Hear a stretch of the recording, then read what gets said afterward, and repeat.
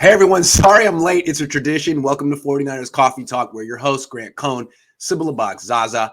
I'm in my living room and I'm like, yeah, my show starts in about 5 minutes. I should go start. And it's like, I don't have a boss, so I can just do whatever I want. And I figure, it's okay. It's kind of like, Dave Chappelle, if he says 10 o'clock, he comes out at like 10, 10:15. Gotta make him wait. You gotta make him wait, Sybilla. Like this. Yes, but see, you're just a gentleman, so let's tell them what really happened. I went to put on my setting spray, and it shot me with a ton of dots because it was defective, even though it was Urban Decay at $38 a bottle. Come on now. Oh, shots fired. Yes, Urban Decay, I'm coming for you. Anyway, we're going to talk about the Rams game. We're going to preview it. But Sybilla and I, it's kind of a weird part in the week. It's Wednesday morning, which means the next week in the NFL technically hasn't started yet. So we like to talk about the last game just a little bit more, even though it's 4 days ago, because, we focused on the punt return. I mean, the punt block and the key moments, but there were other things that kind of got lost in the shuffle, like what an amazing job D'Amico Ryans did. And I think we should probably give him some props because if we don't do it today, we'll never do it. Yeah, absolutely. Yeah, we're kind of like the cleanup hitter in this lineup when it comes to this. We got the bases loaded with a lot of cool information. But I guess we'll start with D'Amico Ryans then. I think we should. Yeah, he one of the things that in the Dallas Cowboys game, for instance, and it really lit up the commentators. They really noticed it. It was his late adjustments to what Dak Prescott was doing, like guarding the sidelines and the middle and not getting them in the right order and things like that. And D'Amico looked a little bit lost in that game. So I'm always a little bit concerned when I see that. But, even the best of us make mistakes, and it's kind of how you adjust week to week. And in this particular game, I do think the 49ers, like the Rams, do have Aaron Rodgers' numbers. But at the same time, D'Amico Ryans and his defense got absolutely run over. I mean, Aaron Rodgers was on pace to hang at least 35 points in that game. And the way that D'Amico in a single drive was able to adjust his coverage, to bring help over the top. And to be honest with you, he could have done a whole lot better had Jimmy Ward not been, watching somebody on the sidelines during two of the plays. Remember where he was like looking at the running back while the receiver came right at him? And that's where those big completions came. So D'Amico did even better than we saw. And of course, that's something that he's going to go to Jimmy Ward about and say, hey, clean this up. And like from one week to the next, it will. So it's not just D'Amico who gets better. I think it's the players around him on his defense. My guess is he's really good in film review. His film study has to be something I would love to sit in on. Yeah, I mean, I was so impressed. Like, on the first drive, you're thinking, oh, he has no plan to stop Davante Adams, just like the first time the Niners. And he brings help on the next drive. Exactly. The next drive. And I was thinking, he's going to have to figure this out at halftime, right? He's going to have to make some serious adjustments at halftime. And boom, he did it on the second drive. And it was almost like, were you sandbagging the Green Bay Packers? Like, did you just go real vanilla on the first drive and just see what like their plan was for Davante Adams and go, okay, now we're going to show you? It seemed like they were prepared. It's all of a sudden on the second drive, you had all these different exotic ways to double team. I was looking, you could see from the press box, and you would say it would look like, oh, you got one-on-one, Davante Adams. It's like baiting him. And then all of a sudden everything would shift out and you'd have all these brackets and stuff. That's what it looked like this. But I'm just saying, D'Amico was prepared. Exactly. And it almost seemed like he was like, I'm not going to show it on the first drive. I'll concede a touchdown. All that almost cost him the game because the Niners offense didn't score. And we're going to talk about that later. But yeah, I mean, he was prepared from the second drive on. It was masterful. It was. And it's a really good thing that he did not make the halftime adjustments that most teams make, because had he allowed one more score, nobody would want to hear this show, because this would be Wednesday after the defeat and everyone else has already had their say. So it'd be painful by now. So D'Amico did. I mean, it was a do or die situation. It was very clutch what he did. But the thing I loved it most is that he took a dimension away from the Packers offense. And it's a dimension that the 49ers will have to take away from the Rams. And it's something that D'Amico did really well. And that was to disguise his help over the top. And I think that's actually what got Jimmy Ward out of position. Jimmy Ward was used to playing a particular scheme where he is seeing if the running back comes out of the backfield. But in this adjustment, D'Amico wanted Ward to keep his eyes on Davante Adams or whoever was coming out of the receiver positions. And that was just really well done to disguise his help over the top. And I feel like DeMeco wasn't just playing coverage, he was playing for interceptions as well. And I feel like that the Aaron Jones completion, had Jimmy Ward been in position, he could have either deflected it or maybe even made a play on the ball. I agree. Yep, I agree. So this game, honestly, should not have even... Now, Jimmy Ward redeems himself, but it was in a situation we should never be in. And it's just those little things we can clean up. And so DeMeco really did even better than what this game shows. I mean, it's clear. Look at how much better he did the second time against the Packers than he did the first time against the Packers. I mean, that shows a guy who learns from his mistakes and improves. The one thing I want to point out, though, that worked in the Niners' favor was Marquez Valdez-Scantling didn't play, and he's not super important, but without him, Aaron Rodgers, I don't think he completed a pass to a wide receiver other than Devontae Adams. And once DeMeco figured out that that was the only wide receiver he had to worry about, and he didn't hit Lazard once? Maybe once. One time. I think it was once, yeah. Lazard one time, but basically it was like, but I get you, yeah. Adams, all he's going to throw to was Jones. And that's not a passing attack. So DeMeco did do a good job, but there's another reason why he did so much better against the Packers this time than last time, because, I mean, Rodgers was throwing to like two guys most of the game, pretty much.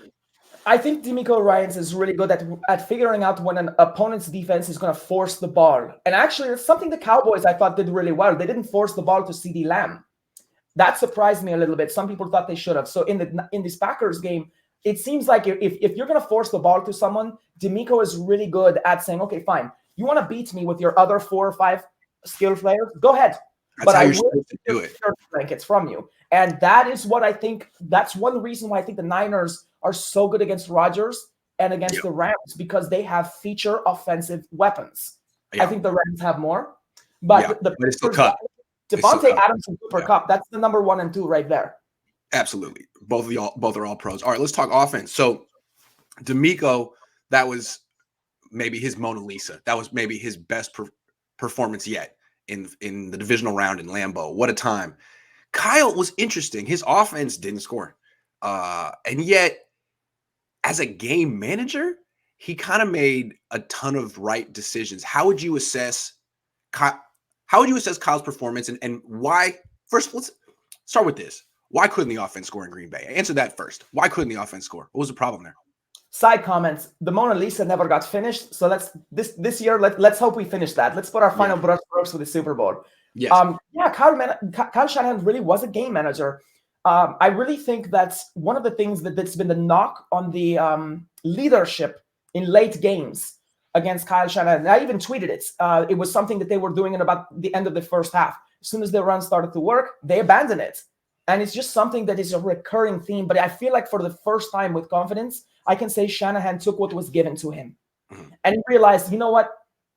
I've got this defense, just like I had in the Super Bowl. I don't need to dump this on my offense to light up the scoreboard. And I think he realized it's cold, it's snowing, it's Aaron Rodgers, it's about keeping him on the sidelines. And I just feel like Kyle Shanahan, like an Alex Smith style of football, really just started attacking the clock.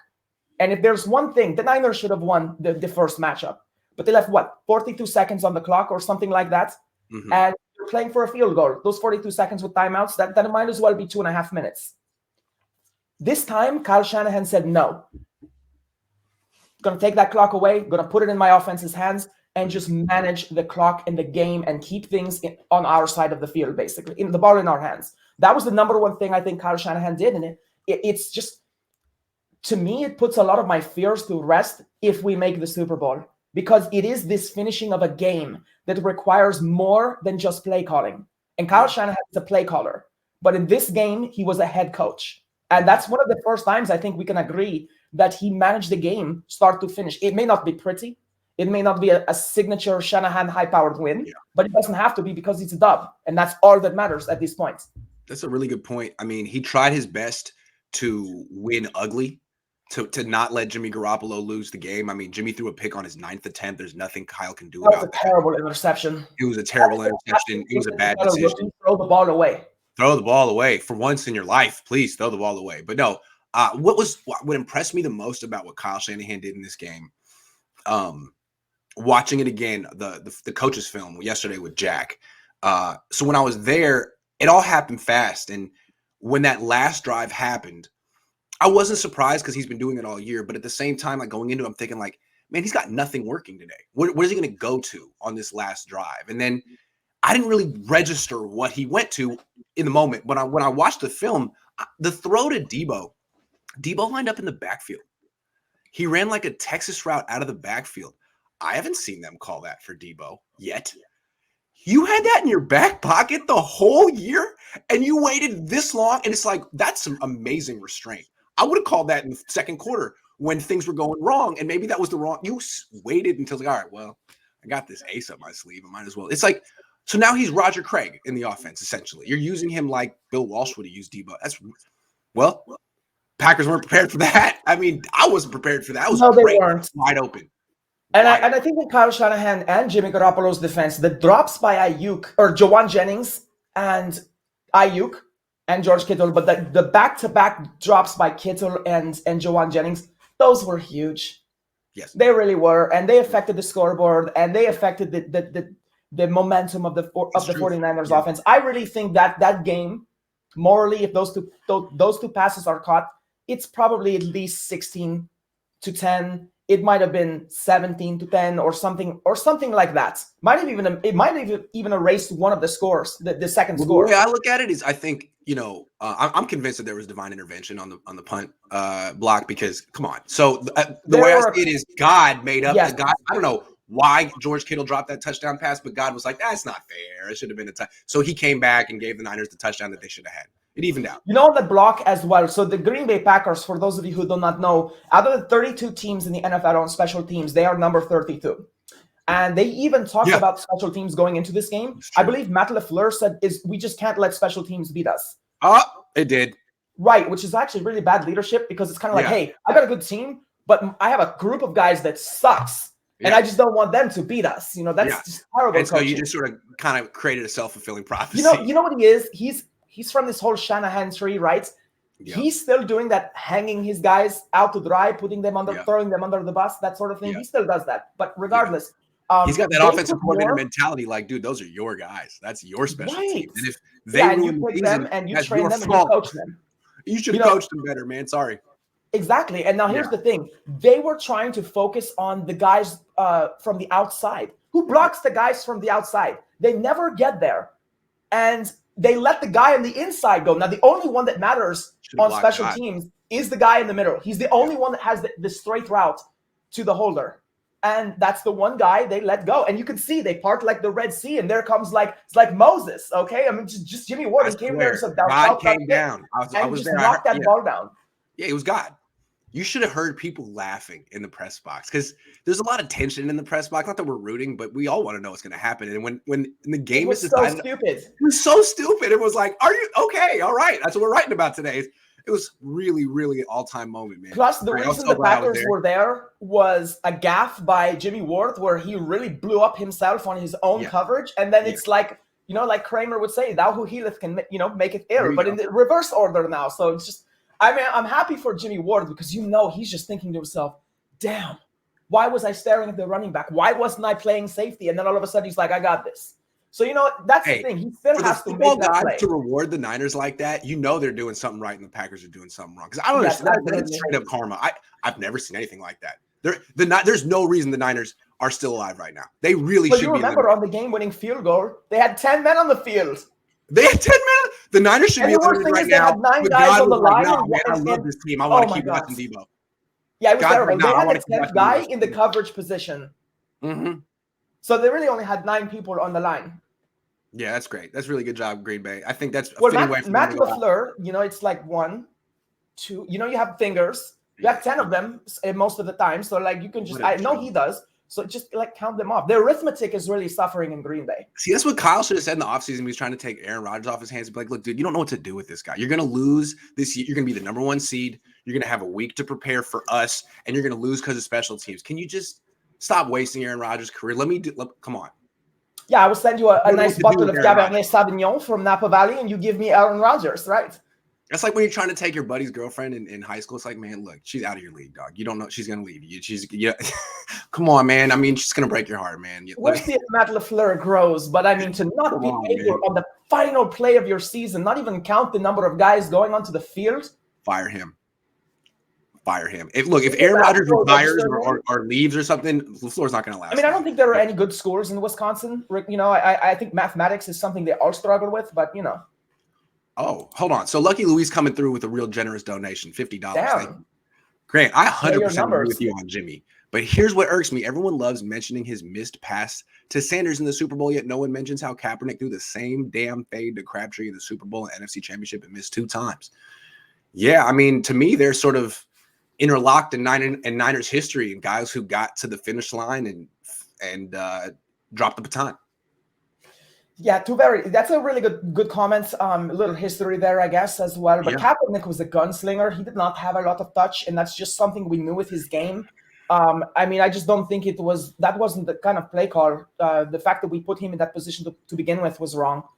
With Jimmy Garoppolo, yeah, I mean, he's one of those guys who can stink for 3 quarters and then come up with a 4th quarter golden drive. And he's so stressful. He is so stressful. But he's not going to hit Sanders down the middle and you see Kyle doesn't even call that anymore for Jimmy. It's like, exactly. No. And that is limiting. That's limiting. Basically, one of the things they say on defense is keep the ball in front of you. And like, for instance, that's why the Buccaneers lost to the Rams. They let a 7 and a go route cross over each other, and they didn't follow it. And the next thing you know, it's game over. It's just that you got to keep the ball in front of you. And Jimmy Garoppolo keeps the ball in front of the defense for them. And so it relies on the individual skill sets. His quick release, yes, is a really big thing. His zip is important, but it definitely limits the 49ers offense. But again, they are a run-first team. They have to be all about clock management. I think Kyle Shanahan has to be comfortable with scoring 20 points a game and winning, because that's really how the 49ers offense is built. And it seems so strange when you have George Kittle and Deebo Samuel and Ayuk and Mitchell. You think to yourself, this is 34 points a game average. No, it should be 20 points a game and run the clock out. Well, I mean, if they had Steve Young or Jeff Garcia, they would be scoring 35 points a game. I see people saying that now Jimmy Garoppolo is a better quarterback in Niners pantheon than Jeff Garcia. If Jeff Garcia were on this team, they'd be the number 1 offense in the league. It wouldn't even be close. Jimmy, they would throw the ball down. I'm just saying, he never had a team like this. He never had a defense like this. Jeff was a game manager with an arm. That's what it came down to. And he could move. 3 touchdown passes in a year, twice in a row. I mean, Jeff Garcia was a Pro Bowler Jeff Garcia was an MVP candidate. When he was at his best, the only quarterbacks better than him in the league were Brett Favre, Kurt Warner. I mean, McNabb, maybe. Top 5 at this time. I mean, Peyton Manning, maybe, but Peyton Manning was young. Jeff Garcia was damn good. Anyway, I don't know how we got in that topic, but Kaepernick and Jimmy are pretty much intertwined in their accomplishments in Niners history until Jimmy wins a Super Bowl. Then he can differentiate himself. I believe a healthy Kaepernick on a Shanahan offense would have been amazing. Do you think Trey can be as good as Kaepernick was in his first years? I think he can be better. I think he's much more elusive than Kaepernick. I don't think it's just a matter of the skill set, though. I think it's a matter of the coaches as well. I think that Trey Lance is going to get unleashed by Kyle Shanahan versus the restrictions that are trying to turn Kaepernick into a pocket passer. You know, they kind of let Kaepernick go first in his first couple of years, but then G-Row tried to turn him into a pocket passer. They're like, okay, enough of that. You're going to have to play. It's like, all right, well, good luck. Right, exactly. A racehorse who doesn't race all of a sudden. Yeah, pretty much. But Trey Lance, I think, is in good hands. And I think the 49ers are good at developing players. I think even Deebo, as great as he is, I think there's a degree of development. And, you know, he's a player we didn't have in the last Super Bowl. He is so much better than he was. And I think Trey Lance will be a facet of this growth on offense that we see as well. Here's the one thing I worry about for Trey. Kaepernick was replacing Alex Smith, who fans frankly didn't like that much. He lost a lot. You know, I mean, it wasn't his fault, but he was on some bad teams. Jimmy is different. Jimmy hasn't lost a lot. Jimmy has this like real strong cult fan base. And if Trey replaces him, there's going to be like a 35 to 45% of the fan base that's bitter about it and picks at all of his flaws. And it's going to be hard for him, kind of like it was hard for Carson Wentz in Philly after Nick Foles left. No one likes a loser. That's what it comes down to. But yeah, it's the thing is too, like Kaepernick was coming into a San Francisco revival. Yep. So I mean, we basically, since the days of Steve Young, relatively, as far as championships, we stink.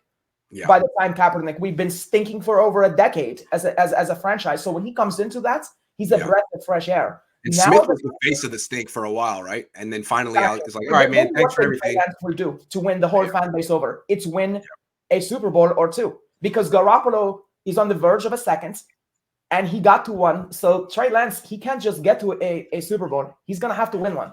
He's in more in the Steve Young position, where very talented. A lot of the fan base is excited to watch him play, but you're replacing. I'm not comparing Jimmy Garoppolo to Joe Montana, but the way Jimmy Garoppolo fans love him is like that. I mean, they look at him as the savior. They look at him as King Arthur. I mean, the guy who brought the team out of the desert and into the promised land. Both of them, the golden boy. So it's tough. It's a tough situation. It was tough for Steve. He always talked about the monkey on his back. There's already a monkey on Trey Lance's back. Huge. Thank you, Gerald. All Niner says, I don't know if you've talked about this, but what do you think about the ticketing restrictions? Will there still be a lot of Niner fans there somehow? They ended that. I mean, you can get your tickets now, I think, but it was for a day. Yeah, that's an absolute garbage thing to do. It shows how terrified LA is, and I love it. And you know what? The thing is, San Francisco, we don't blow our money on drugs like LA, so we're able to buy tickets. Wait a second, but the way I look at it, I lived in LA, and I know how this goes. Like, this is something they had to do. It's something they had to do, because otherwise, and also, it's not going to have an effect because no one cares about football in LA. So, you restricted it for a day? I feel like our fan base would have just bought tickets somehow anyway. Yeah, it's still going to be mostly kind of like, it would have been sweet because it would have been Rams fans selling their tickets to us, or it would have been people who invested in the tickets selling it that way. So I feel like the Niners, we will show out. The faithful. It's still going to be Niner fans. No one cares about football in LA. It's way down the list of things. It's like basketball, the Dodgers, Universal Studio, the beach. Looking at the wall, and then football. Looking at the wall. A lot of the media is saying the top landing spots for AR-12 is SF. What kind of package could SF offer for Rodgers? Sybilla, would you want this? All right, let's go with the first part of that question. Rodgers he wants to win, and I think he feels he can win in San Francisco. He knows the weapons. He knows our team intimately, of course. I think he's comfortable with our system. So it's about what we can give to him. I don't see how we're going to get out of it without a first-round pick, because basically Green Bay, by dealing him. First-round pick. What did I say? The Niners don't have a first-round pick. So how do they? I mean, you're right, of course. Yeah. That's the conundrum here, right? I'm alluding to exactly. That's the conundrum, that we don't have. Exactly. Because Green Bay is going to need a first-round pick, because basically they are mortgaging their future, as far as saying we are now in a rebuild. And what did Aaron Rodgers say? I don't want to be part of a rebuild. And I don't blame him. He's getting older by football standards, so he has to go to a contender. So real quick, who are the players in the 49ers who are worth a first-round pick? Who are the people in the 49ers organization? Bosa. Debo. I would say Kittle, Lance. Warner. Armstead, because of the last 3 games? No, I don't think so. It's been 3 games. And then Kyle, but yeah, there's Kyle. So that's six people you can choose from. I don't think they're going to trade Kyle right now. Going to be one of them. Kyle's won 9 of 11, so he's looking pretty good. But if you had to pick someone, and I guess Trey Lance would be the natural, right? You're trading for Aaron Rodgers. Although Aaron Rodgers is almost 40, maybe you want to keep Trey Lance and develop him until he's 35. And that's the thing, too, is if I'm Aaron Rodgers and they trade for me, that it has to be next year I win, because they're down first-round picks. They're not going to get better. They're going to lose a player or two. They're not going to be able to reload. Now, I think the 49ers, I don't think you want to join a team that just traded Debo away. I'm just saying. I think the whole idea was like, I want to play with that dude, right? Right.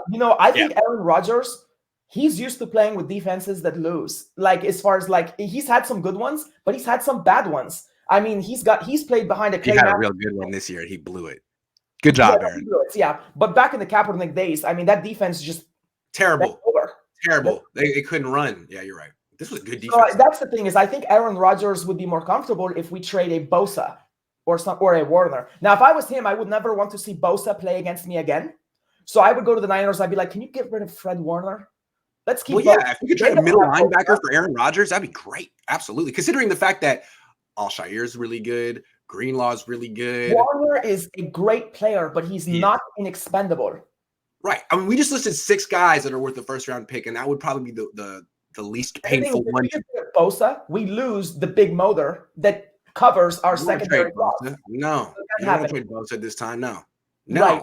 Especially for a guy who's 40. It's gonna be like an even trade. If I were trading Bosa, I would trade Bosa for the first pick in the draft. I mean, I would want someone who's I want the next Bosa if I'm trading Bosa. I wouldn't trade him for a 40-year-old quarterback who'll be on the team for 1 year. Exactly. You know what I mean? Yeah. So, because I feel like Bosa is worth the first. He's that good, right? He's worth it. Yeah. I mean, his stock hasn't gone down since he got drafted. So, second part of the question, Sybilla, would you want this? No. And there are 2 reasons. We'll throw the moral, objectionable reasons out the window because, like, I like a lot of the guys on this team. I would prefer to lose with them than win with someone like Rodgers. I like the culture that has been established. And this prima donna Jeopardy hosting wannabe doesn't fit our culture. I can't stand him. I really don't like him. I don't like Kevin Durant because of that 2 years that he was here that I was exposed. I felt like his whole thing was kind of whack, and I feel like Aaron Rodgers is Kevin Durant times 100, man. Just so bitter for no reason, and like, yeah, I don't like Aaron Rodgers. I don't want to. It's amazing because really until the last year or two, no one had a problem with Aaron Rodgers. Not really. It's just his personality has come apart. He's always been a little bit of a drama queen. At the same time, I just wouldn't want that. So culturally, not a fit. Also, the 49ers are a unit. It's why with a squad with a bunch of no-names rotating in and out, they're able to defeat these big ball clubs. And I just feel like I would not really want to upset what the Niners are building here. And I think the loss of someone like Fred Warner cannot be understated. It's why Jimmy Garoppolo is so respected. It's not that he's great. It's that he is loved. And I just think that disrupting this team is not a good idea. All right, we got to pick up the pace a little bit. I got to jet down to the South Bay for my weekly COVID test. Because that's what you got to do to cover the Niners. Because anyway, I don't want to talk about it. Let's talk about this game coming up. Niners-Rams 3. It's like a boxing match and the first 2, and it's the same result every time. One dude gets knocked out in like the 8th round. But now we're gonna watch it again, and we're thinking, is this guy not gonna get knocked out finally by the foot? What do you think? How is this gonna go? Because I feel like the last one was a decision. You know what I mean? It was overtime. It came down to the wire. Are the Rams learning something about the 49ers here? Well, there's one big factor that they have working for them, and that's OBJ. When he first came in that game that we beat them, the last one, he was a non-factor. I should say the first one.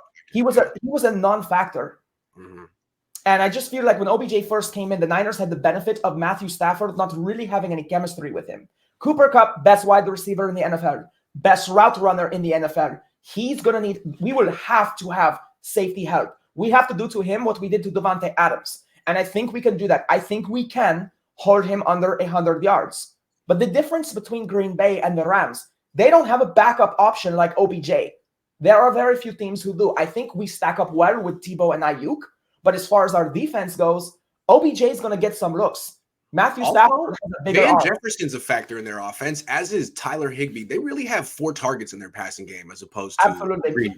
Fred Warner on Tyler Higbee, not to tackle him, but to cover him. I definitely am comfortable with that. Al-Shaair and Greenlaw, I think Tyler Higbee will have a couple catches, but I think they match up well. But it's really the 2 receivers. It's like pick your poison, and it's Cooper Kupp we have to take away. OBJ is the one who has to beat us in this game. It needs to be on him. And if he has a great game, they will beat us. I haven't seen him have a great game in a long time. He doesn't seem like a great player anymore. He seems like a good player, but not a great player. If he posts 100 yards, the Niners lose. Yeah, I agree. Yeah, I agree. So that's where it is for me. Also, they really need to get after this ball. Rams on ball control versus the 49ers is an oxymoron. So I just feel like the 49ers have really got to play this ball hard. Let me tell you where it is for me, though, real quick, though. Yes. Stafford during the season against the Niners was a joke. He threw 4 picks in 2 games against the Niners. He led the league in interceptions in the regular season. Now, all of a sudden, in the playoffs, he hasn't thrown any picks. He's raised his game. He's protecting the football. He's doing all the things Niner fans would like Jimmy Garoppolo to do, raise his game in big moments. And we've never seen Stafford in big moments before because the Lions never make the playoffs. So it's interesting to see that he's actually kind of a primetime player. Can he keep it up? Because he's been, in my opinion, freaking awful against the 49ers with these interceptions. If he doesn't throw picks, if you don't throw an interception against the Niners, you really have a chance. It's going to go down to the last play. If you don't throw a pick. That's how the Niners play. They are mistake prone themselves on offense. So as long as you don't turn the ball over, pretty much have a good chance. So I don't know. I want to see what Stafford can do. He's played well in the playoffs. He has no run game, and the Niners have a really good pass rush. So we'll see. We shall see. Cam Akers is the only reason that the Rams almost lost to Brady. Cam Akers, 2 fumbles, payroll or something. I've never seen a guy that in the fourth quarter runs with the ball out here. Dude. Cam Akers is. I mean, what the hell? A decent person, but he's Cam the arsonist for them. That's what I'm saying. Like the Rams have a lot of this in this game. It's not that they have a bad. They don't have. It's not they have no run game. They have a liability of a run game. I mean, right. Well, that's where the Niners turnover waiting to happen. Kitted to beat the Rams in the way they are kitted to beat the Packers. Stafford is a little bit more mobile, but he's not a huge danger. He's not mobile enough against this team. Nope. Exactly. And the other as soon as the pass rush closes in around him, it's like he's like, oh, I'm 34. Oh, what am I doing here? They have a hybrid guy like Warner, who if he decides to step up out of the pockets and Warner is playing any kind of shadow coverage or anything like that, or he's spying, the Niners are really good to keep pressure on him. So that's the thing. But back to the offensive side of the ball for us, Von Miller had a good game. That concerns me. Mm-hmm. Von Miller and Aaron Donald have what Shannon Sharp calls the best pass rush in football. Yeah. And at this point in the season, that might be true. It might even be better than ours. So Trent Williams playing really big. Absolutely. The run defense is so weak, though. Like, I don't think they can do what the Packers did. The Packers have big guys. And I just respect Von Miller, so I have to push him out of this. But with the exception of Aaron Donald, I don't think anyone lifts weight on that defensive side of their team. But even Aaron Donald is not a particularly great run defender. He's like 280 pounds. Once you combo block him, too strong for his own good, and he loves to explode off the line. His thing is like kill the quarterback. And I love that about his game. But definitely, the Niners he can take himself out of run plays easily. Yeah. Anyway, I don't think they can do it. Like the Packers have Kenny Clark, who's an all-pro nose tackle. He's a great nose tackle. They have Devondre Campbell, who's an all-pro linebacker. Rams don't have an all-pro linebacker. They're not going to limit the Niners to 3-point whatever yards a carry. Yes. Yeah. If we just here's the thing, like. Stafford will not defeat the 49ers defense on every drive. And as long as Kyle Shanahan goes, you know what? 24 points is enough to win this game. It is. As long as they run the clock out. They just need to run. That's all they need to do. They are stronger. I have to give Green Bay props on one thing. I tweeted this. I was like, damn, the 49ers just found the one team in the NFL that's physically stronger than them. Aaron Jones made a joke out of the 49ers defense. Every time they put 2 hands on him, he would carry them for 3 yards. That's not going to happen in this Rams game. They don't have the ability to match up with the physicality of the 49ers. No, they don't.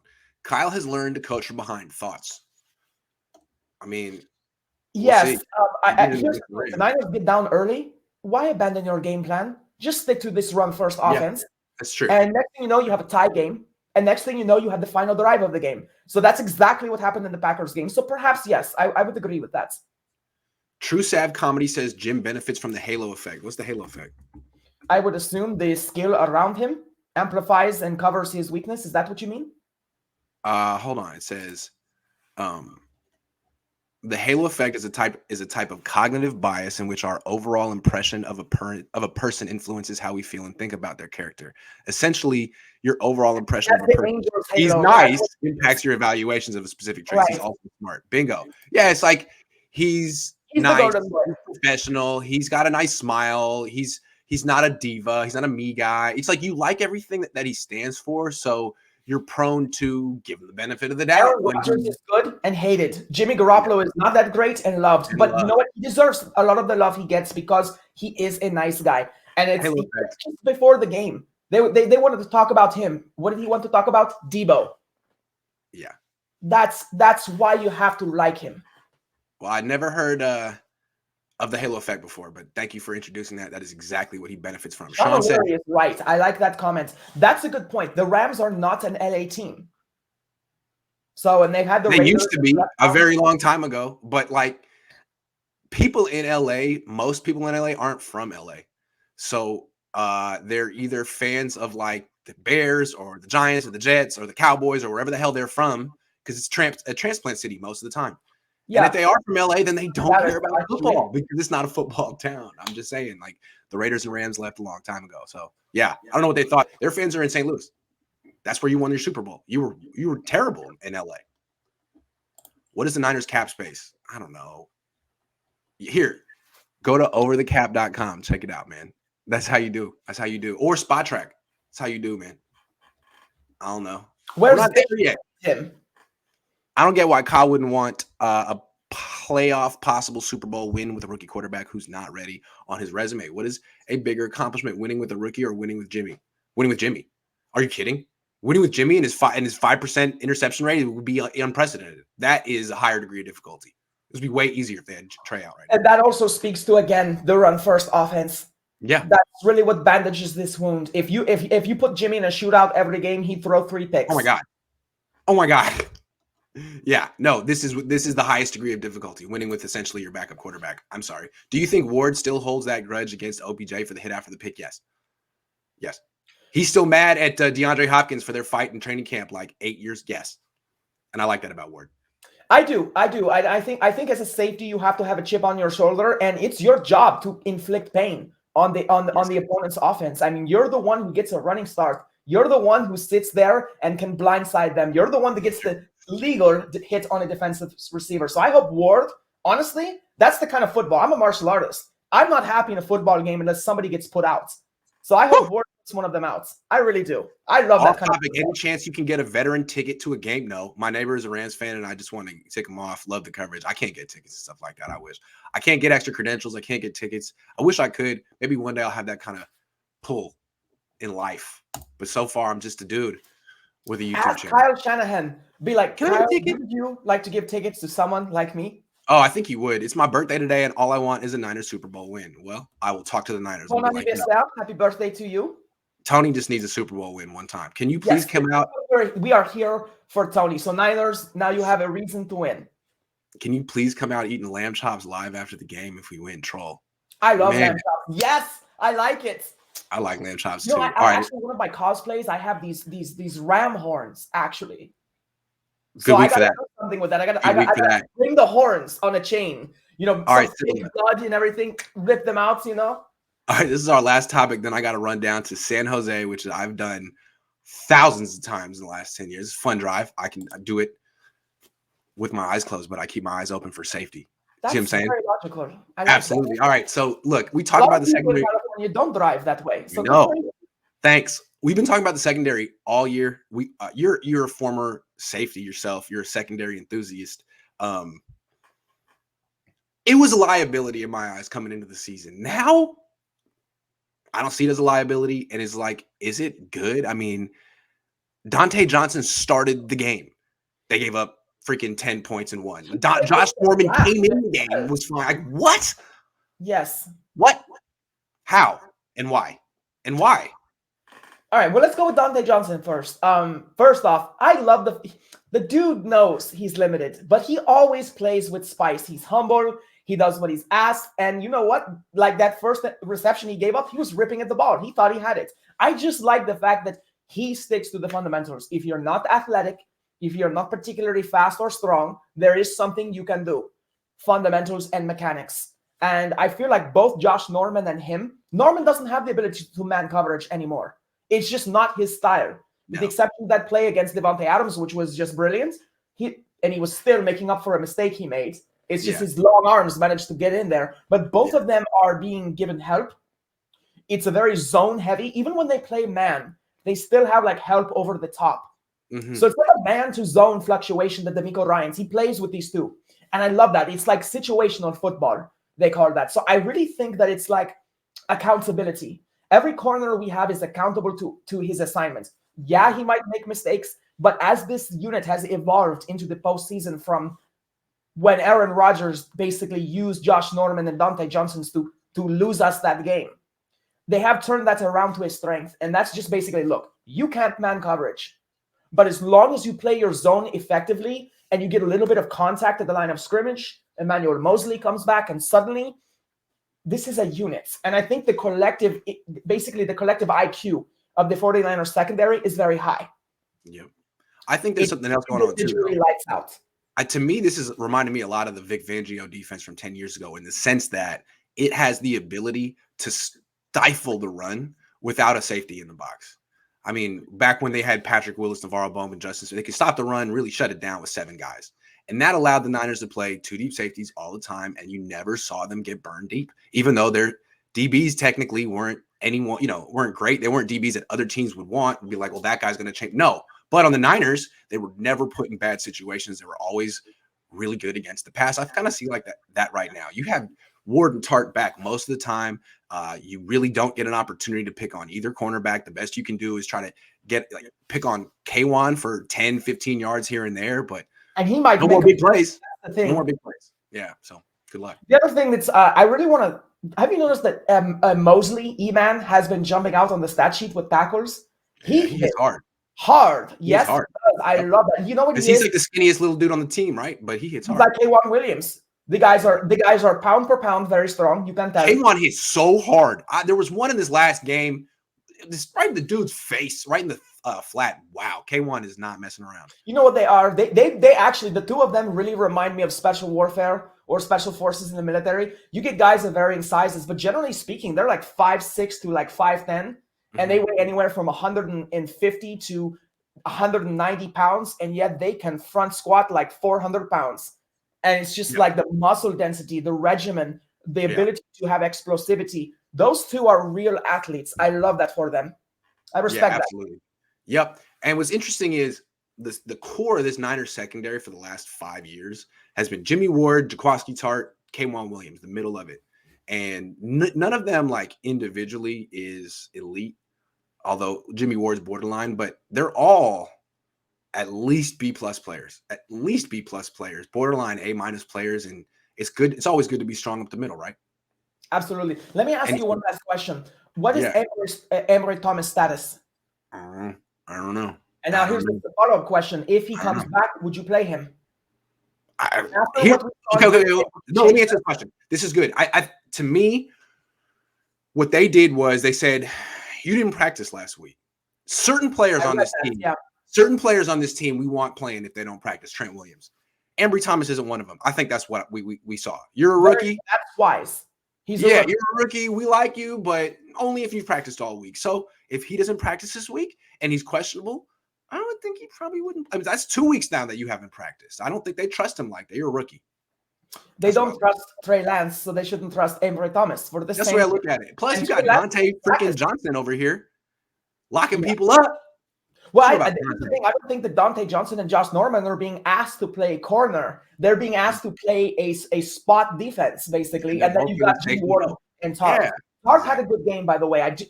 Between the two, Tart was my better safety in that game.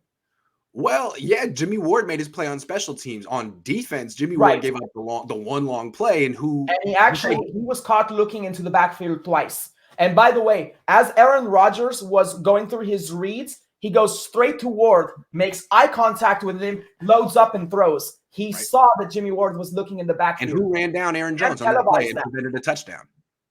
That's why good safeties are looking like this. Like you don't stare like Jimmy Ward. You scan, and it's just like Aaron Rodgers is, for all character aside, he's interesting to watch. He's fun to watch.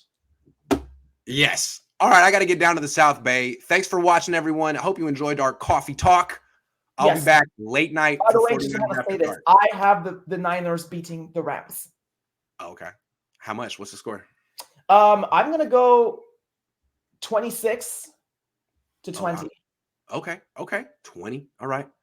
Yes. All right. I have almost been a one-score lead. I know it's a big thing, but I feel like the Niners don't kick a game-winning field goal here. I think they put it into cruise control late and run this clock out. 26-20. That's Sybilla's prediction. Thanks for watching, everyone. I'll be back late night. See you then.